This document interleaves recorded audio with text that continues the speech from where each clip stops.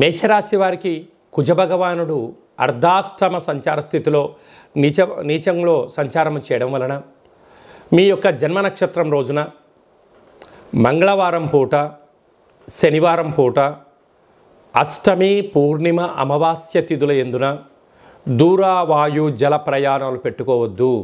కారణం ఏమిటనగా అర్ధాష్టమంలో కుజుడు సంచరించడం వలన వాహన ప్రమాదాలు, కర్కాటక రాశి జలరాశి అవ్వడం వలన జలగండాలు, యంత్రాలతో, ఆయుధాలతో, వస్తువులతో దయచేసి చెలగాటం ఆడవద్దు.